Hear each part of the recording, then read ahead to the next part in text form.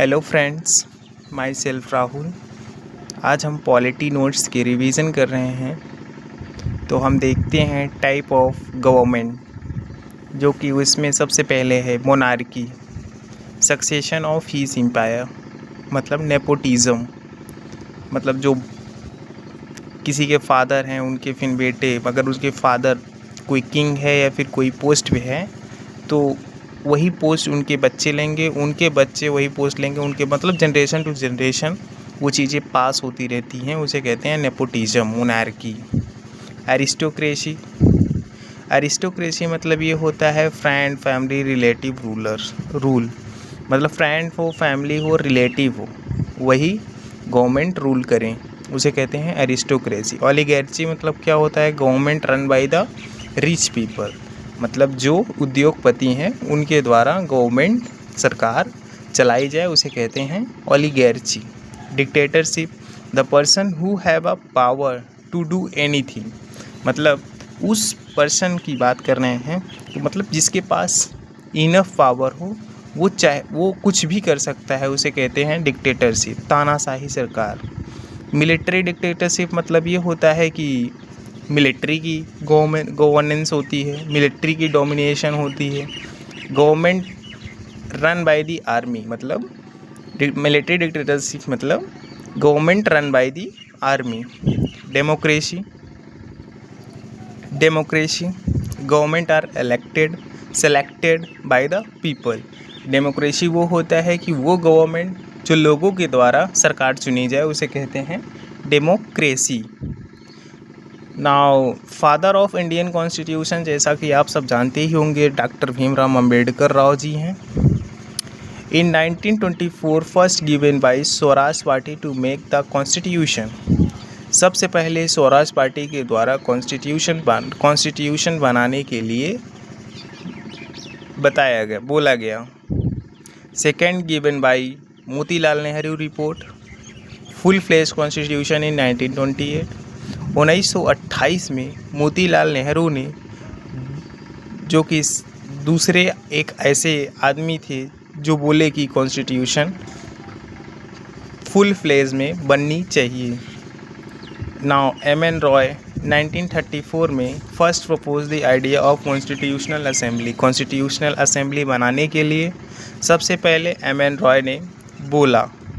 इन 1934 में Indian National Congress officially demand for constitutional assembly in 1935 में Indian National Congress ने officially means legally demand किया constitutional assembly form करने के लिए।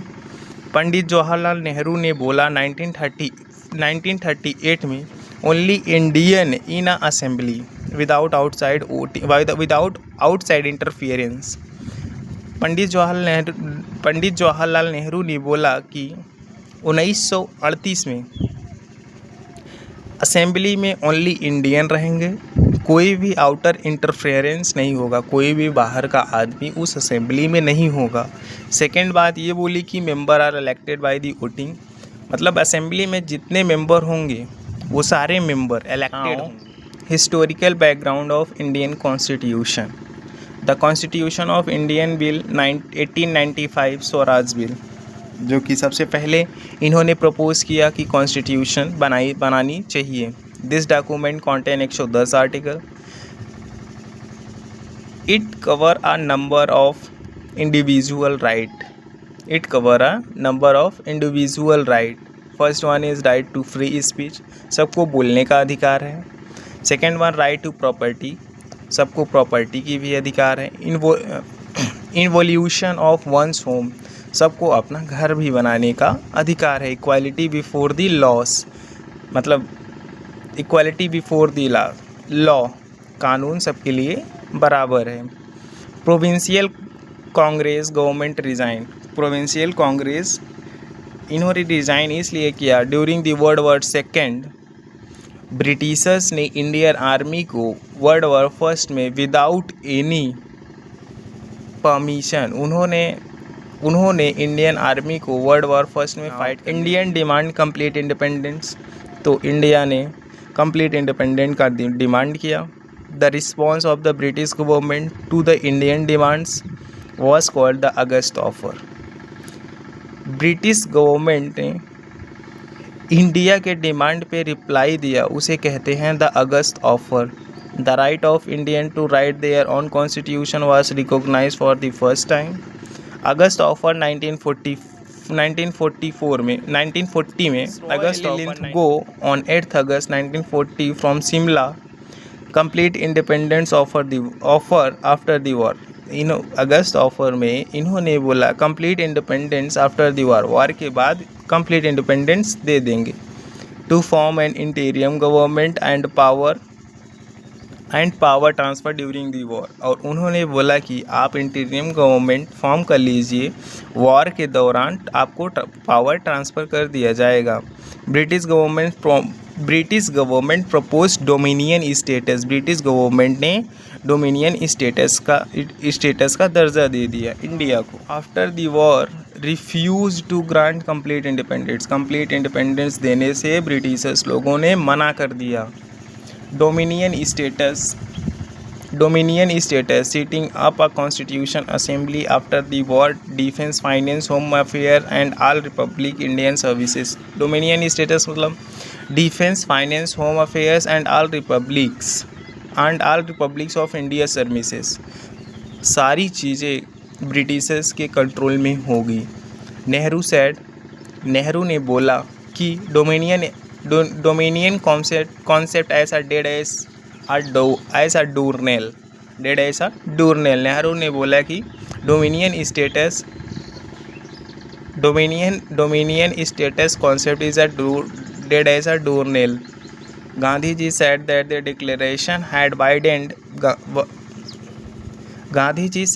declaration had widened the gulf between the nationalists and the British ruler.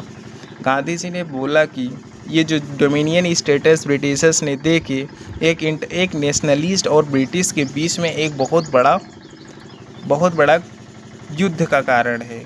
Cripps mission 1942 में sir Stafford Cripps इन मार्च 1942 में Indian union with dominion status. इन्होंने बोला कि डोमिनियन स्टेटस इंडिया को दिया जाएगा. इलेक्टेड कॉन्स्टिट्यूशन असेंबली, ये भी बोला.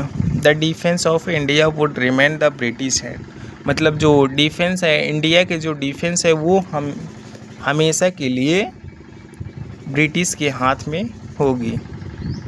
राइट टू सीड मतलब ये होता है कि जैसे कोई यूनियन है, जैसे अपने इंडिया में 28 राज्य है, वो सारे यूनियन है. अगर 28 राज्य में कोई एक राज्य बोलता है कि हमें एक नया अपना स्टेट बनाना है, हमें अपना नया राज्य बनाना है, तो वो अपना राज्य सेपरेट होके बना सकता है, यूनियन से बाहर हो सकता है. उसे कहते हैं right to cede. Cabinet mission 1946 में मेजर ऑब्जेक्टिव ये था कि to formulate a constitutional assembly.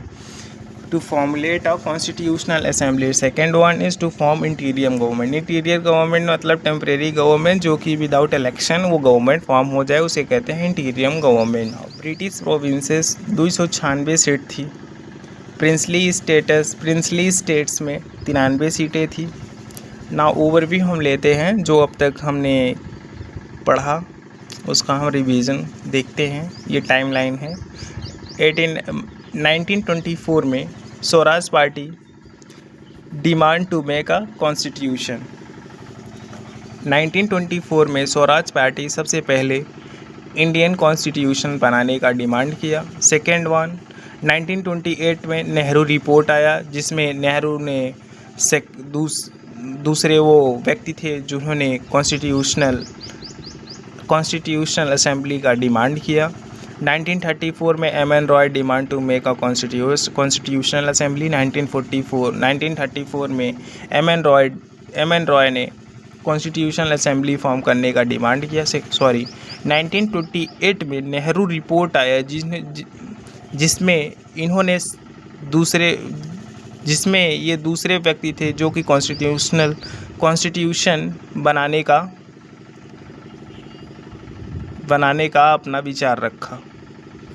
1934 में M N. Roy demand to make a constitutional assembly. M N. Roy ने डिमांड किया कॉन्स्टिट्यूशनल असेंबली फॉर्म करने के लिए। 1935 में इंडिया कांग्रेस सरकार ने Indian National Congress demand to make an Indian constitution. 1995 में इंडियन नेशनल कांग्रेस ने डिमांड किया कॉन्स्टिट्यूशनल फॉर्म करने के लिए। 1938 में ओनली इंडियन